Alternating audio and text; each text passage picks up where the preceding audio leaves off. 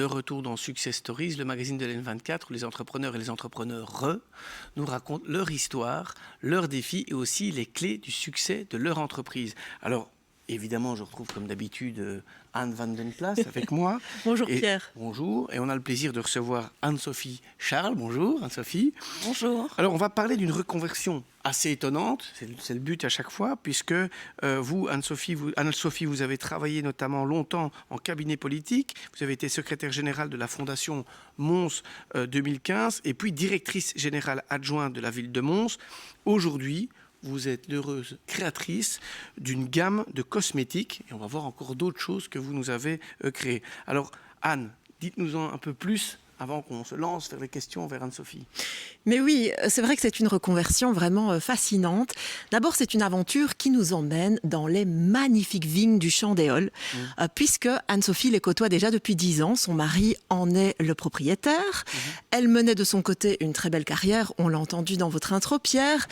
Mais bon, le premier confinement arrive avec son lot de questions, hein, c'était le cas pour beaucoup de gens. Peut-être un vieux rêve d'enfant aussi qui était toujours dans le cœur, une passion pour les cosmétiques. Et puis cette idée géniale de créer finalement des cosmétiques à partir de la vigne. C'est une première en Belgique. Alors vous êtes passée, on peut le dire, Anne-Sophie, d'un statut d'employée qui était plus confortable à quand même le statut d'indépendante pour la toute première fois de votre vie. Et on va comprendre aujourd'hui les coulisses de cette aventure professionnelle. Comment s'est passé ce déclic entre une vie professionnelle qu'on a compris assez intense et puis le jour où on dit « je claque » entre guillemets et je passe à autre chose? Véritablement, c'est vrai qu'on peut parler de déclic. Je pense que c'est très personnel. Et moi, je me suis réveillée un matin et je me suis dit, je vais le faire. Et je ne me suis pas trop posé de questions. J'ai vraiment suivi mon intuition. Mais effectivement, j'ai eu pendant 20 ans une carrière qui a été passionnante, excessivement enrichissante. Une carrière qui m'a appris beaucoup la rigueur, la flexibilité, le fonctionnement sans horaire, le management, hein, puisque la ville, c'est presque 1500 personnes. Et je dirais que pendant la période de confinement, j'ai ressenti ce que certaines personnes peuvent ressentir à un moment donné. Ce fait que ça s'est présenté à un moment où peut-être on a un peu tous levé le pied. En tout cas, on était dans des fonctionnements qui étaient un peu différents. J'ai ressenti une espèce de dessèchement intellectuel, une espèce d'impression que j'avais tout donné, comme un citron qu'on a trop pressé. Et moi, je fais partie de ceux et celles qui pensent que quand on est arrivé au bout d'un processus, il faut pouvoir, et c'est très sain, céder la place à d'autres qui sont sans doute plus créatifs et qui pourront apporter autre chose dans la fonction qu'on occupait. Et donc, ce sont ces deux éléments qui m'ont permis de changer de cap, en fait, de sortir complètement de ma zone de confort, de sortir de mon écosystème, de suivre mon intuition et de me lancer, de poursuivre ce rêve que j'avais effectivement enfoui en moi depuis quelques années, en tout cas depuis que j'observais la qualité des bulles de notre vignoble. Ah, pas mal. Hey. Moi, ce que je me demandais aussi, c'est comment vous avez préparé le terrain pour cette activité? Parce qu'on va le comprendre tout de suite, derrière le glamour de la cosmétique, il y a énormément de choses assez complexes. Est-ce qu'il y a eu des études avant? Comment vous vous êtes prise? Mais vous l'aurez compris, donc je n'ai absolument pas une formation dans le secteur de la pharmacologie ni dans le secteur de la biochimie, puisque j'ai un autre parcours, notamment dans les sciences politiques.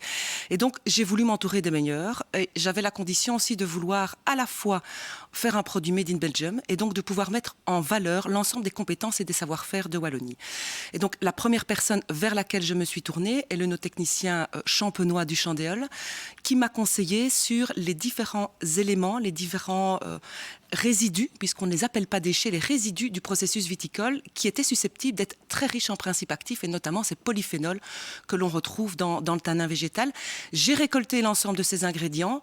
J'ai frappé comme tout jeune entrepreneur, puisque en l'état, je me révélais dans cette nouvelle fonction dans les structures adaptées, en l'occurrence dans mon territoire, la maison de l'entreprise, qui m'ont orienté vers les centres d'extraction moléculaire wallons, qui allaient être capables de travailler ces molécules, de les extraire, de retenir les molécules qui pouvaient être intéressantes dans le cadre de mes formulations. Et c'est vrai que dans le cadre de ces recherches, on a détecté très vite un polyphénol A3C qui n'a jamais été utilisé dans les cosmétiques européens, qui est un antioxydant excessivement puissant, qu'on a détecté dans les bouts de bois, les sarments, et qui m'a permis assez vite de développer une gamme excessivement étoffée. Donc, ces centres d'extraction moléculaire qui ont été les premières personnes avec lesquelles j'ai travaillé, évidemment des biochimistes et des formulateurs, mettre ces molécules en musique avec d'autres principes actifs que l'on associe.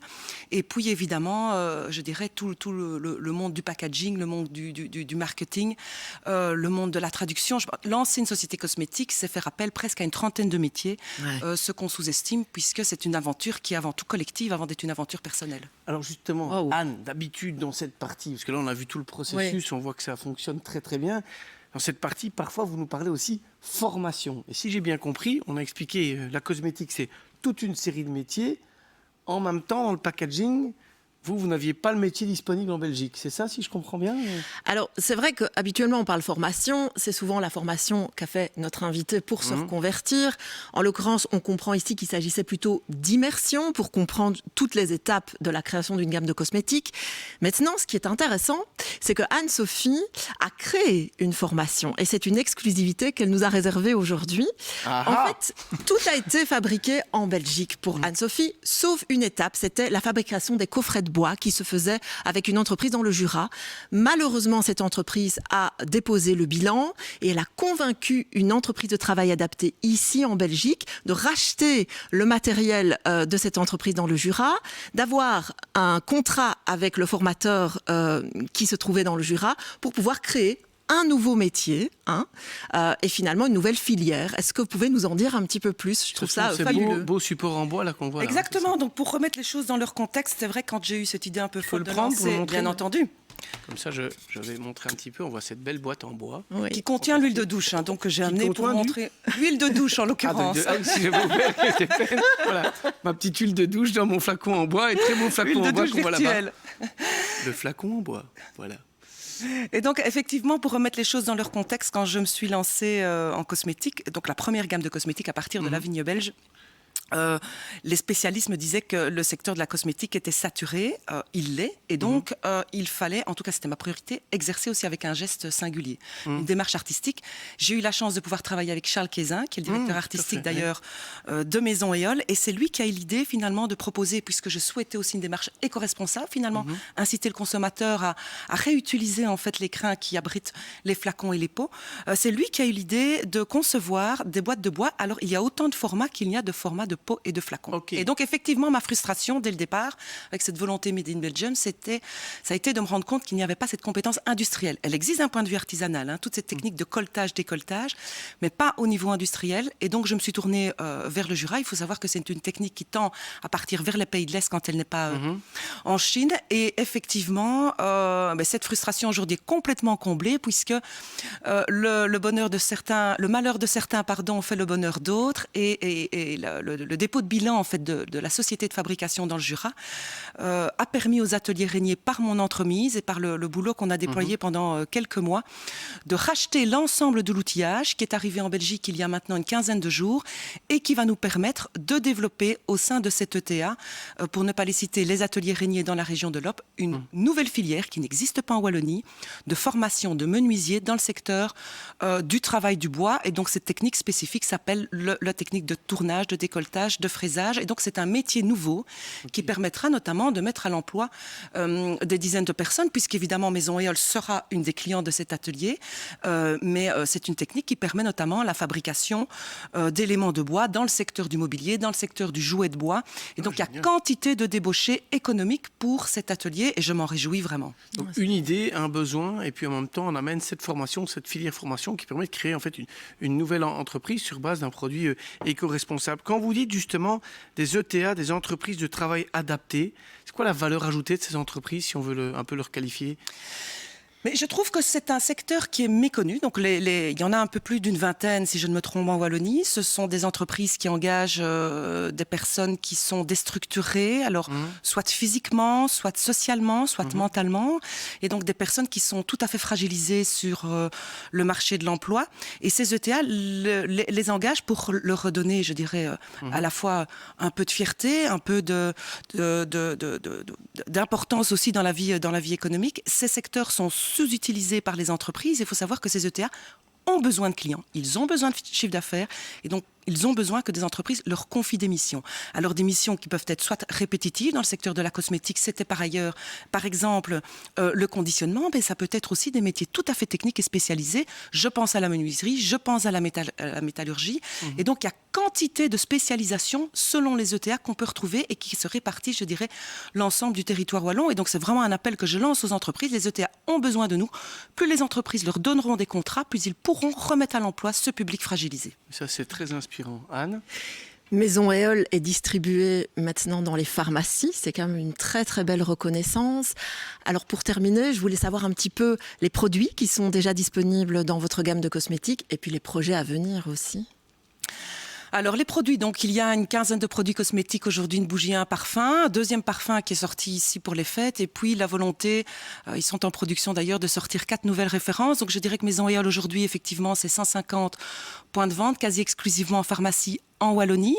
La nouvelle production de janvier sera destinée à la Flandre et à l'export, puisque dans le secteur de la cosmétique, comme dans d'autres, on doit répondre à des normes, notamment dans mon secteur des directives européennes, qui imposent notamment toute une série d'inscriptions qui doivent être conformes aux notifications de la langue du pays.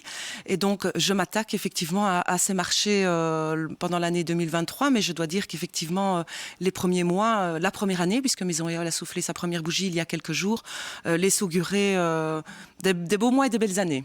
Et moi, je dirais même qu'à l'heure où on est dans les cadeaux de Noël, en tout cas, si on regarde ça, l'emballage de ces différentes formes de bois, etc., pour deviner le cadeau, je ne crois pas que tout le monde va tout de suite deviner que c'est un produit esthétique. Donc, c'est peut-être une bonne idée aussi de cadeau, Maison Éole. Bon anniversaire en tout cas pour cette première année, une belle boîte qui crée aussi, qui amène une filière ici en Belgique d'emploi, de création, et on retiendra en tout cas ces entreprises de travail adaptées pour les entrepreneurs. On vous invite peut-être aussi à les consulter pour voir si vous pouvez faire aussi un packaging original ou d'autres produits dérivés assez intéressants. On entendait notamment les jouets. On se retrouve la semaine prochaine pour la dernière de l'année et on parlera encore plus de success stories. Merci Anne, merci Anne-Sophie. Merci à vous.